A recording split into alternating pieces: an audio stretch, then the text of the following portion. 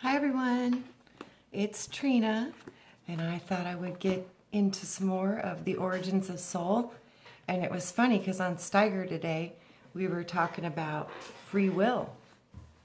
And in this book I got, in the origins of soul, it was explaining how we create our lives on this existence and how we plan it.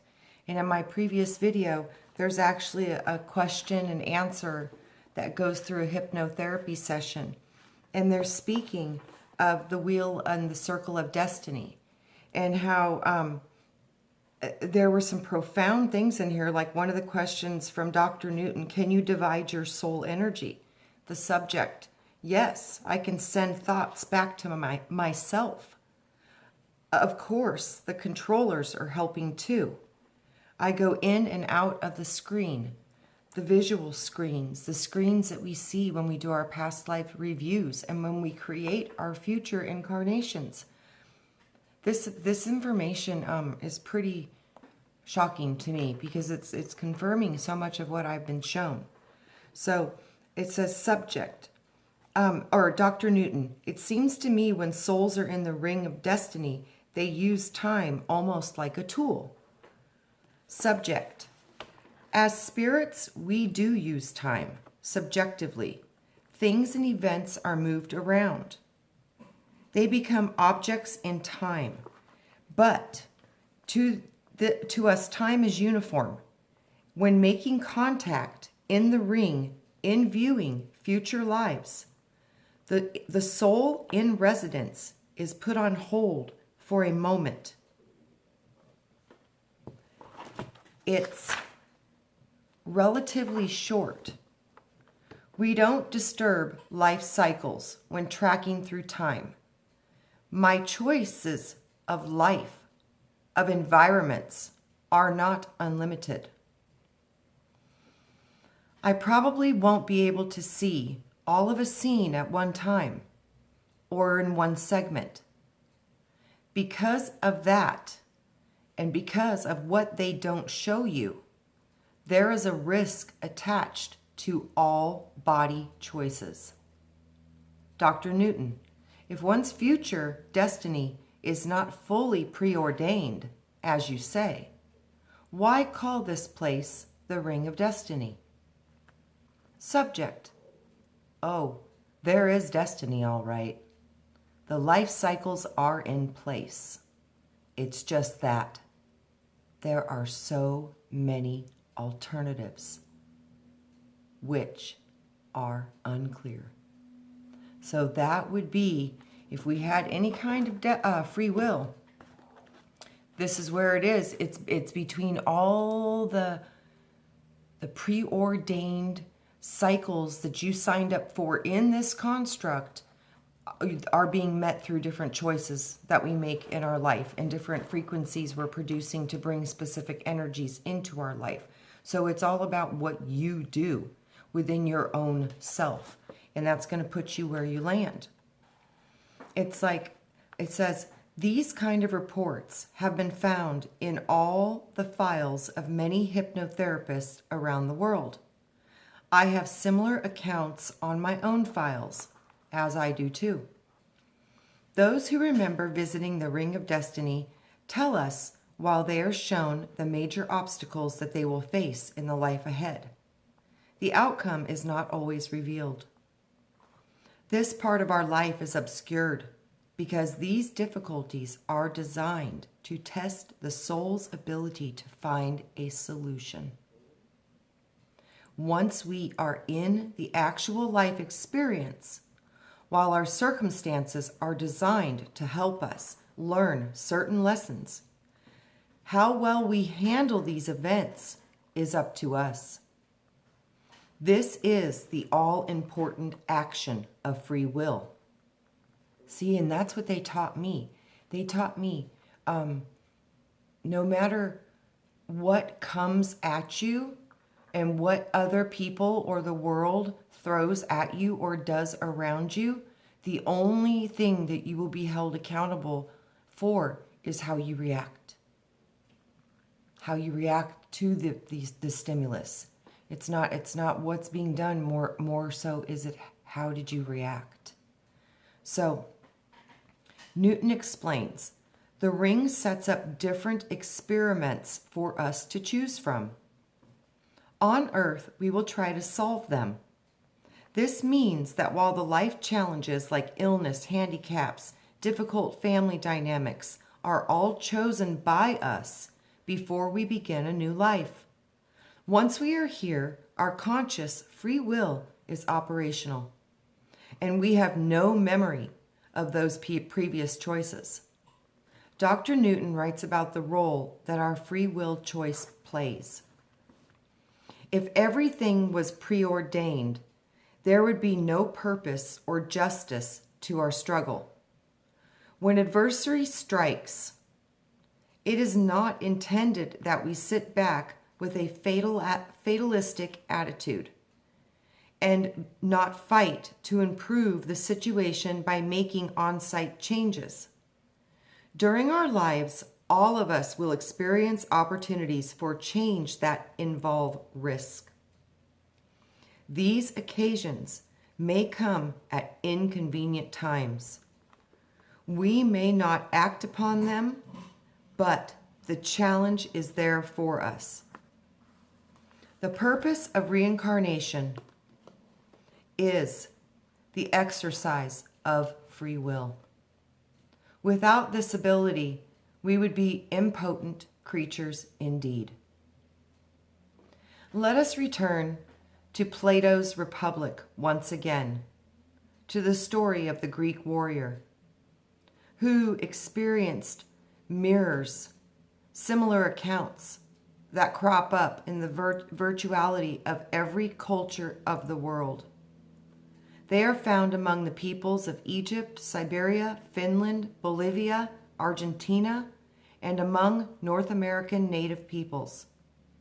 They are also strikingly similar to the near-death reports coming from the Hindu, Islamic, Tibetan, and Buddhist text. The modern-day NDEs describe reunions with departed relatives, feelings of immense joy, and the recognition that there is a borderline or a separation between our world and the world of the other side, between the dimensions we live in on Earth and on the other side. Plato concludes Ur's story with an account of the souls who are preparing to descend to Earth to begin new lives. Now, when all the souls had chosen their lives, they all traveled into the plain of forgetfulness, and they took upon their quarters by the banks of the rivers of indifference. Each, as he drinks, forgets everything. When they had gone to rest, and it was not midnight, there was a clap of thunder and an earthquake, and in a moment the souls were carried up to their birth, this way and that, like shooting stars.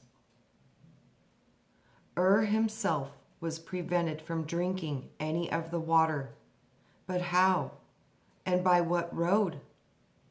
He reached his body he knew not, only that he knew that he suddenly opened his eyes at dawn and found himself laid upon that funeral pyre. The Greek warrior, he had died in battle, and 12 days later he arose from the dead on the top of all the dead soldiers in a big pile of dead soldiers, and he woke after 12 days. So this was how come he was found on the funeral pyre. Plato concludes that with these words of wisdom to his student, the tale has been saved and has not perished, and will save us if we are obedient to the words spoken, and we shall pass safely over the river of forgetfulness, and our soul will not be defiled. Wherefore, my counsel is that we hold ever fast to the heavenly way and follow after justice and virtue always, considering that the soul is immortal and is able to endure every sort of good and every sort of evil.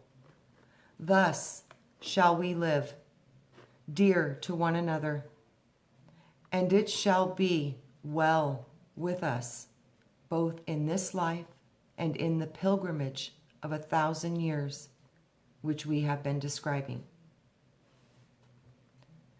Let's now examine a few other accounts.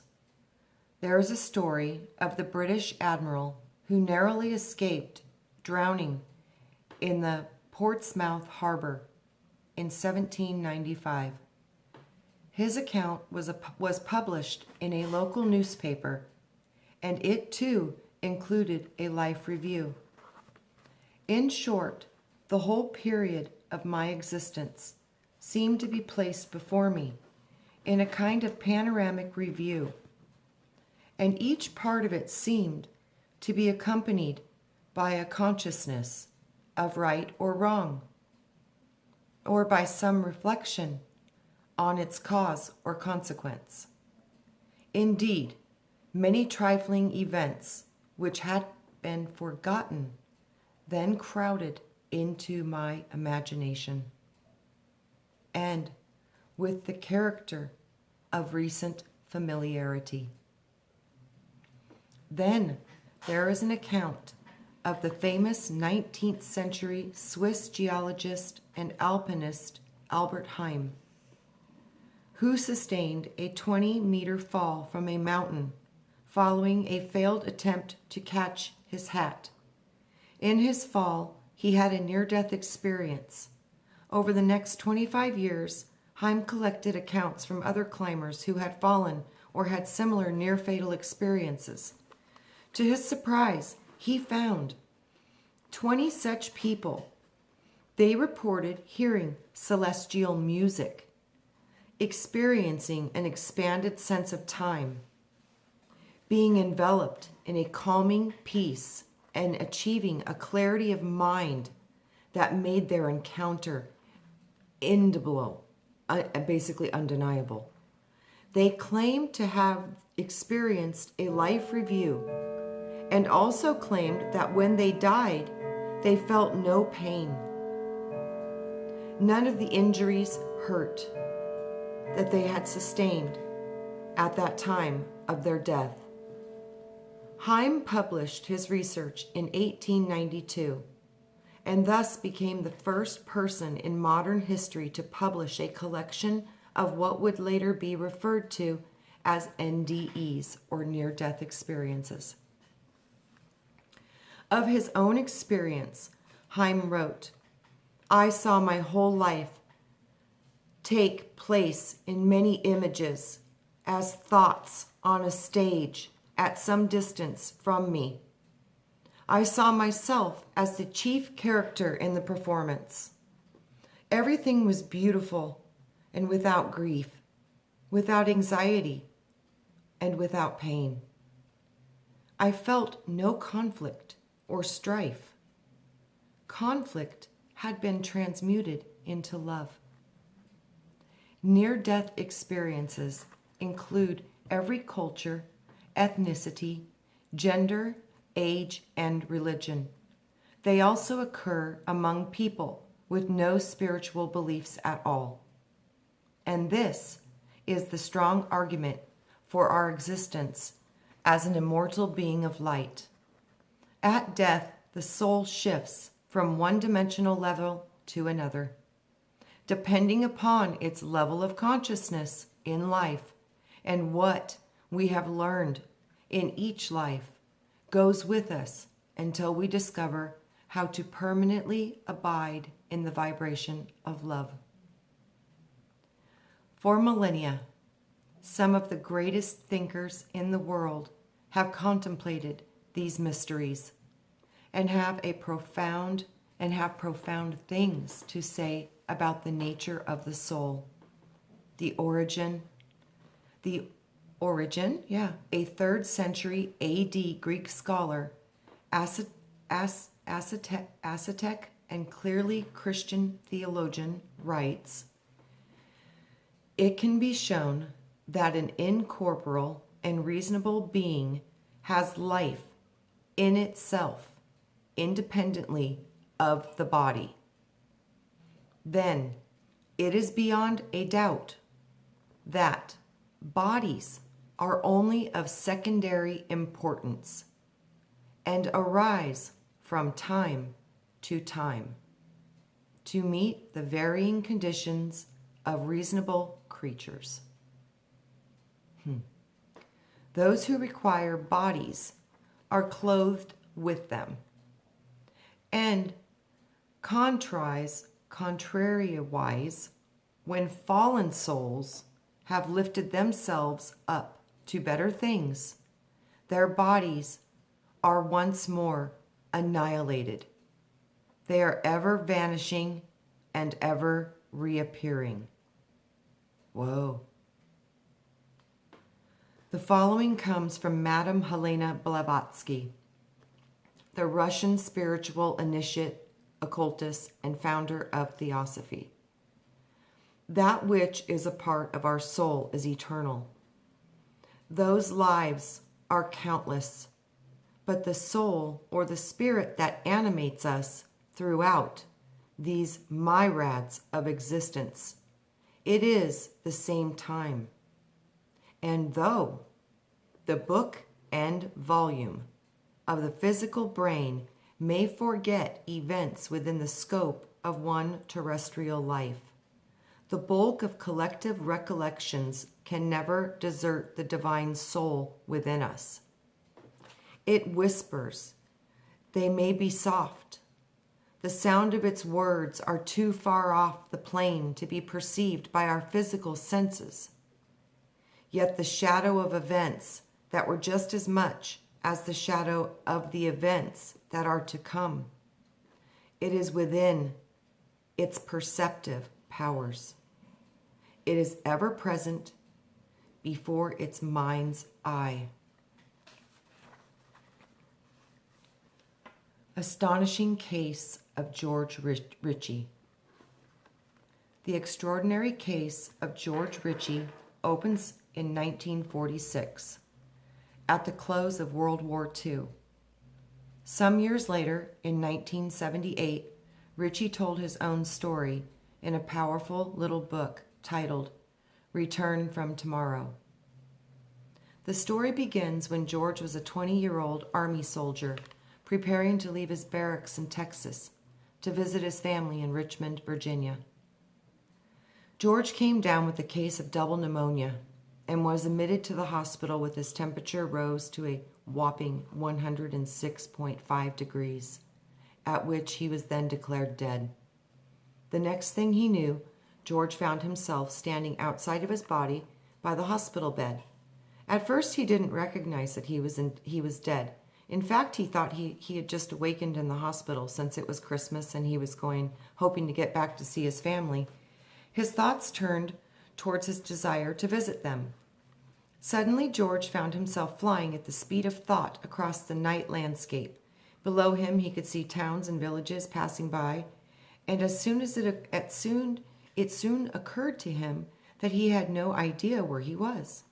So he descended to the ground to ask a pedestrian. To George's surprise, the man he approached was not able to hear him. Confused, George spotted a bright neon sign of a bar and ducked inside, hoping to get somebody there to tell him where he was. But again, no one in the bar seemed to be able to hear him, or see him, for that matter. Glowing, alarmed, it suddenly occurred to George that he might be dreaming or out of his body, that the inert body he had left behind on that hospital bed might have actually been his.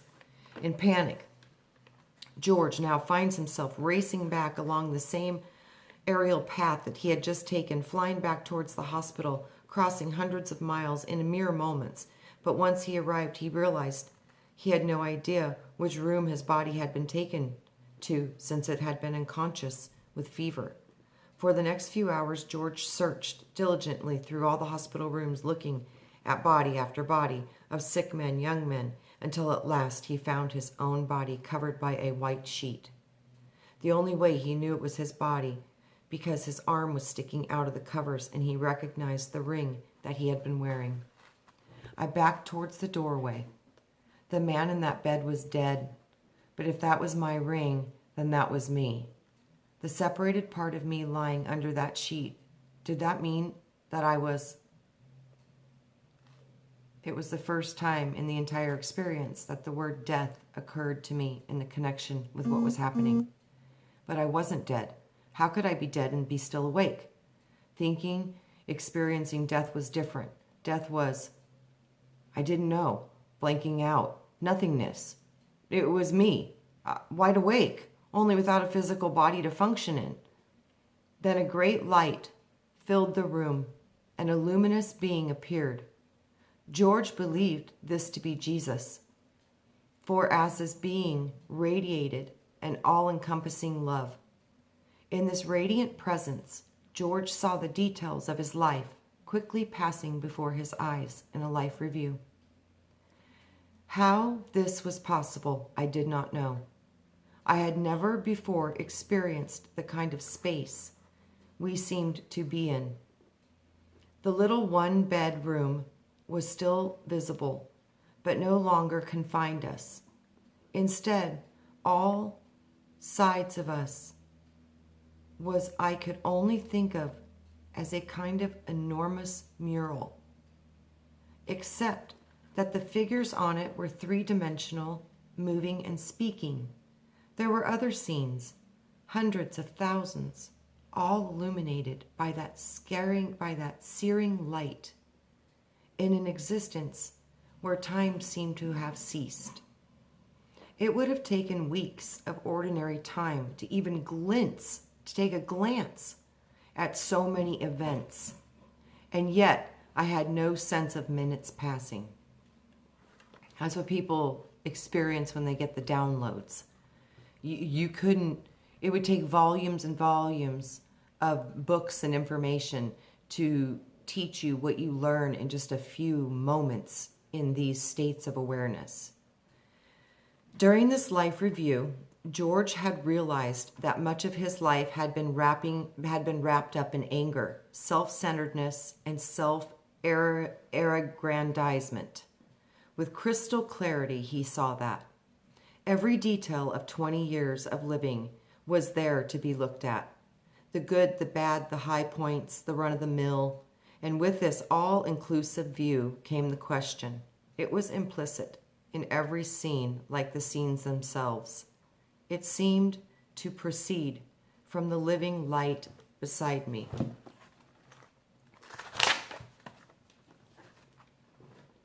What did you do with your life? ? It was obviously not a question in the sense that he, the luminous being, was seeking information. For what I had done with my life was in plain view. In any case, this total recalling, detailed and perfect, came from him, not me. I couldn't have remembered a tenth of what was there until he showed it to me. What did you do with your life? It seemed to be a question about values, not facts. What did you accomplish with the precious time that you were allotted? And with this question, shining through them, these ordinary events of fairly typical boyhood seemed not to be merely unexciting, but trivial. Hadn't I done anything lasting, anything important? Desperately, I looked around for something that would seem worthwhile in the light of this blazing reality.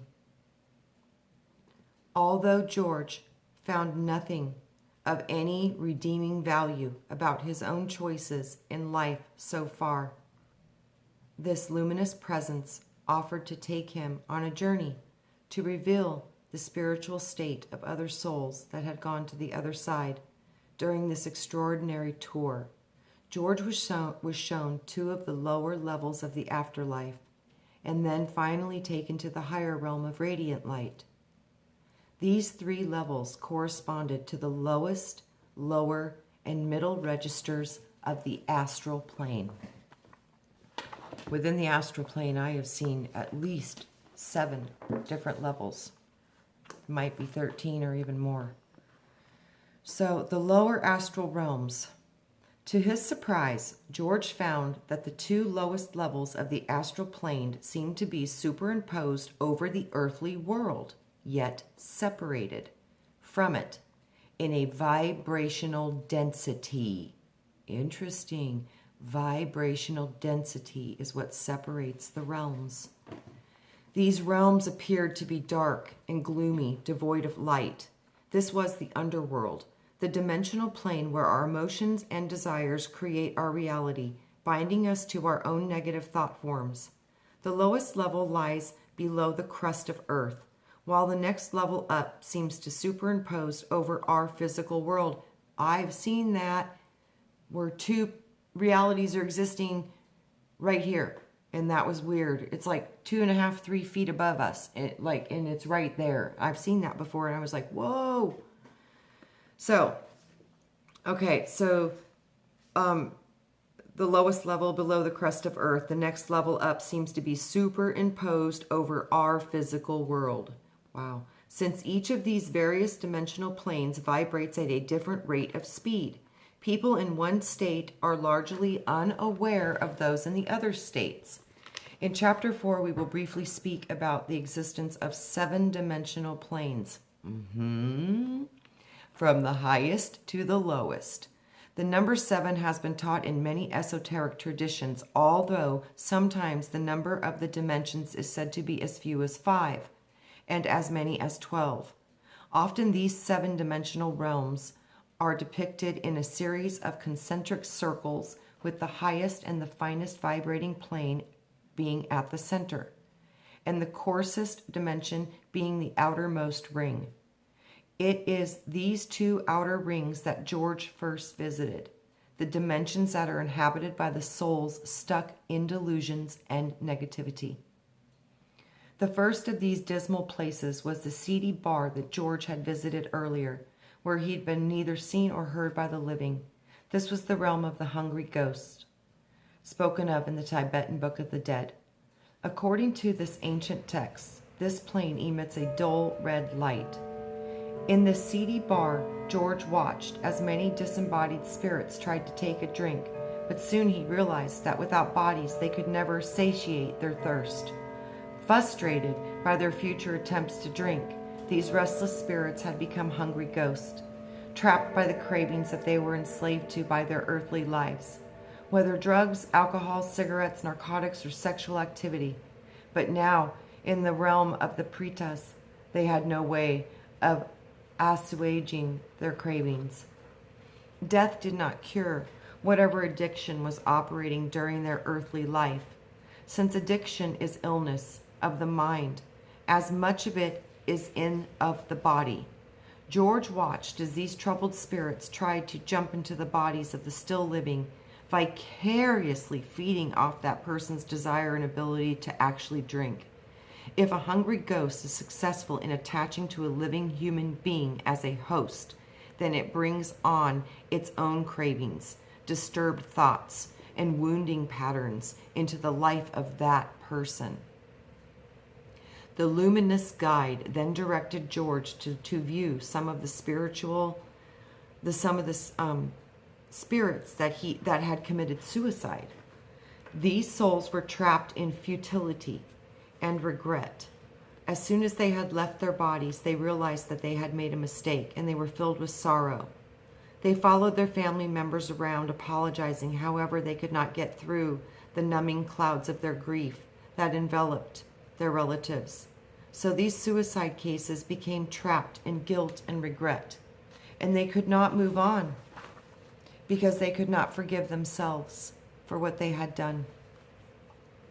George realized through these revelations that each one of us has chosen a lifespan. Whether we cut it short by committing suicide, then our problems are compounded. This is because we have broken multiple soul contracts. And I've heard this over and over and over again, that these soul contracts We've agreed to fulfill them with others. So when you commit suicide, you're breaking not only the contract with your own self, you're breaking contracts with multiple other soul beings. So there seems to be a lot of remorse over this. With the souls that you have promised to interact with in that lifetime, whether it be children, spouses, parents, or those who you might have helped, in some cases, the soul is doomed to wander in these lower astral realms until the term of their original life contract is up. Next, the luminal presence took George into an ever darker astral realm. This was the lowest of the levels of the astral plane, which was heavier and gloomier than the first. The Tibetans call this hell realm, for it is filled with only dim, smoky light. George found himself on a dark blue open plain where he saw hundreds of angry ghosts locked in battle with one another. These fighting hell realm inhabitants are called the Titans in the Tibetan Bardo teachings.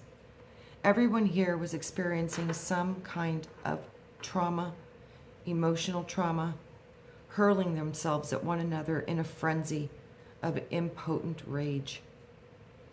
The Tibetan texts tell us that those who dwell in this plane because of their karmic effects of selfishness are consumed by the belief that others are their enemies. Soon George realized that some of these spirits were caught up in anger, blame, self-righteousness, and they were oblivious to all the other souls around them.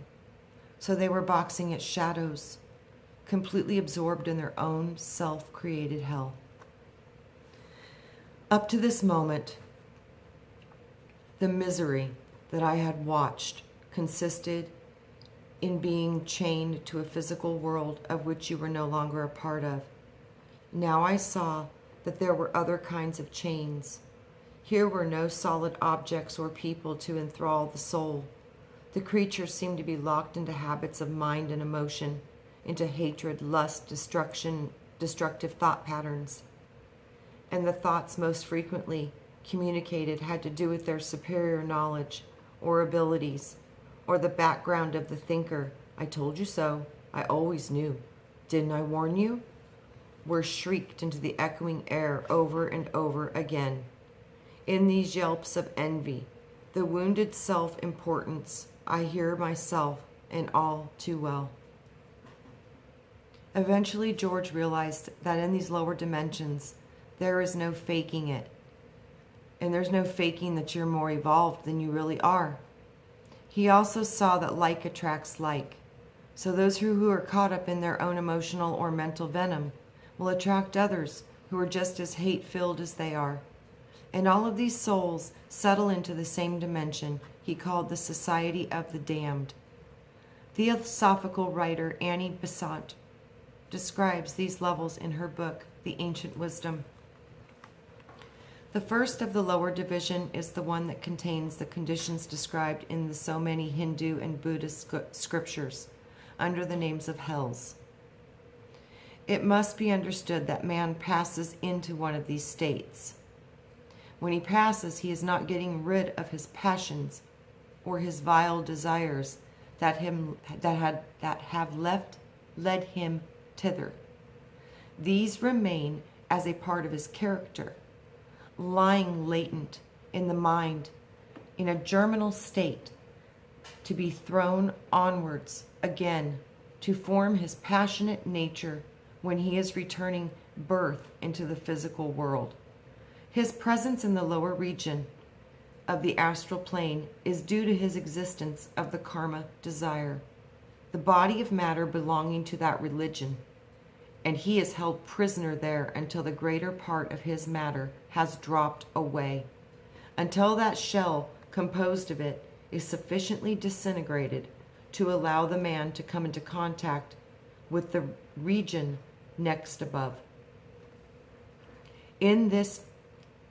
It is, in fact, the lowest slum with all of the horrors, veiled from physical sight, parading in their naked hideousness. It is repulsiveness. It is much increased by the fact that in the astral world, characters expressed itself in form, and the man who was full of evil passions looks the whole of them. Their bestial appetites shape the astral body into bestial forms, and the repulsivity human animal shapes are their appropriate clothing of the brutalized human souls. No man can be hypocritic in the astral world. The cloak foul thoughts with veils of virtuous seemingly. Whatever a man is, that is what he appears to be in outward form and semblance. Radiant in beauty if his mind be noble. Repulsive and hideous if his nature be foul. It will readily be understood then how such teachers as Buddha, to whose unerring vision all worlds lay open. This should describe what was seen in these hells in a vivid language of terrible imagery that seems incredible to a modern readers, only because people forget that once escaped from the heavy, unplastic matter of the physical world, all souls will appear in their proper likeness and look just like what they are. Okay, guys, I think I will read some more further in a little bit, and we will go into more of the darkened areas of the astrals and the different testimonies of what the darker levels look like and how it is claimed that we can potentially end up in these realms. So, like I said, guys, most people have no idea that these things are even present.